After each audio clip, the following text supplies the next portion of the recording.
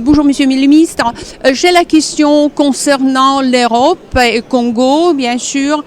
Tout d'abord, qu'est-ce que l'Europe peut faire pour aider à Congo de sauver les forêts, qui est hyper important pour l'humanité, parce que Congo, c'est le 12e forêt du monde et nous tous sommes dépendants. Le climat, etc., nous sommes tous dépendants. Qu'est-ce que l'Europe peut faire? Merci pour la question.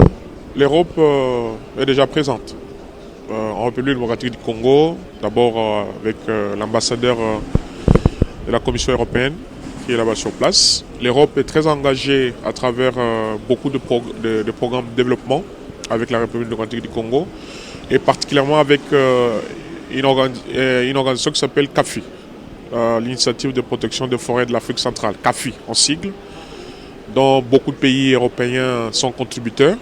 Donc, on les appelle le bailleur de climat. Et donc, l'Europe est déjà présente au niveau de la République démocratique du Congo, qui s'est engagée depuis 2012 dans le processus de REDD+, donc la réduction des effets sur la dégradation et la déforestation. Et c'est un programme très ambitieux qui reçoit beaucoup de financement dans le cadre de l'Europe.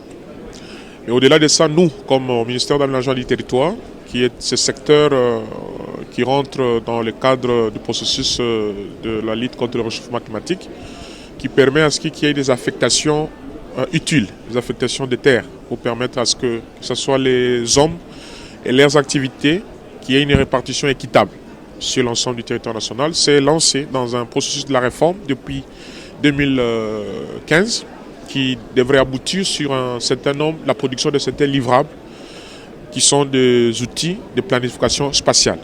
Parce que les populations à qui on demande de ne pas couper le bois, il faut faire une compensation par rapport à cela. On nous dit qu'il ne faut pas couper, alors qu'ils vivent que des activités champêtres, il faut qu'il y ait des compensations. Il faut qu'on définisse aussi, à travers les audits forestiers, les zones qu'il faut toucher, les zones qu'il ne faut pas toucher. Parce qu'on nous demande de conserver la forêt, alors qu'il y a d'autres pays qui polluent la planète. Et donc, ce que nous aimerions, c'est que les engagements qui ont été pris dans le cadre des accords, la lettre d'entente qui a été signée en marge de la COP26 à Glasgow, que cette lettre d'entente puisse s'appliquer et permettre à ce que la RDC puisse enfin avoir accès au financement pour finaliser son processus de la réforme d'aménagement du territoire et se faire doter de tous les outils de planification spatiale, dont la politique qui a déjà été adoptée depuis 2020. Vous avez la loi sur l'aménagement du territoire qui est en plein chantier au niveau du Parlement. Ils avaient les schémas nationaux d'aménagement du territoire et les guides méthodologiques. Donc que l'Europe puisse, comme toujours, accompagner le pays, qui lui-même aussi, au travers du gouvernement, est dans ce processus de la réforme d'aménagement du territoire. Monsieur le ministre, beaucoup des Européens regardent avec douleur ça, qu'est-ce qui se passe dans le parc Virunga. Est-ce que vous pouvez nous donner actualité, qu'est-ce qui se passe? Parce que ce n'est pas seulement les animaux, mais aussi les gens qui travaillent là, ils souffrent. Qu'est-ce que nous pouvons faire pour les aider? Vous savez qu'il y a une communication très abondante de son Excellence, le président de la République, chef de l'État, Félix-Antoine Tshisekedi Tshilombo, sur la question de la guerre de l'Est. Il a décrété par ordonnance l'état de siège sur cette partie du pays de l'Est qui est aujourd'hui victime des agressions atroces des mouvements terroristes qui profitent de ce patrimoine commun de l'humanité qui est le parc de Virunga pour aller se cacher, pour faire des activités belliqueuses là-bas, alors que ce poumon qui est le parc national n'a pas pour vocation de servir de base arrière pour les groupes armés et pour les tueries.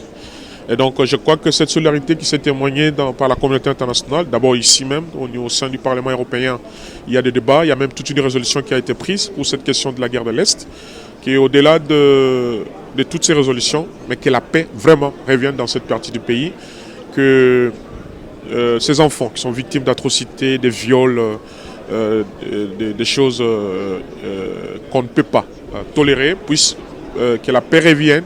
Parce que plus qu'il y aura la paix dans cette partie du pays, le parc n'aura pas cette vocation qu'elle a aujourd'hui de servir de base militaire pour les gens qui agressent notre pays. Monsieur le ministre, récemment, 300 personnes, plus que 300 personnes ont été tuées. Ça a été vraiment l'événement choc. très douloureuse pour nous tous. Vous pensiez l'Europe peut aussi contribuer à la sécurité des Congo, parce que finalement, c'est la paix qui compte pour nous tous. Absolument. Nous avons besoin d'un monde où règne la paix.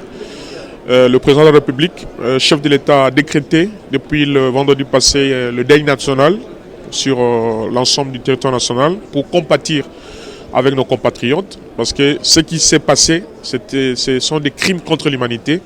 Et je suis plus que convaincu que les structures internationales qui regardent ce genre de choses vont se pencher sur la question.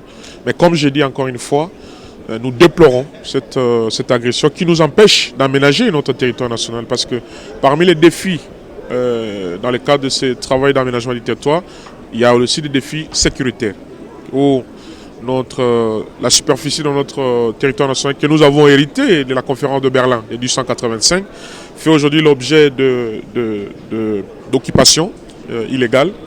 Et nous demandons vraiment l'implication de toute la communauté internationale, parce que le Congo doit s'aménager conformément à la politique du gouvernement de la République. Mais pour s'aménager, nous avons besoin de la paix.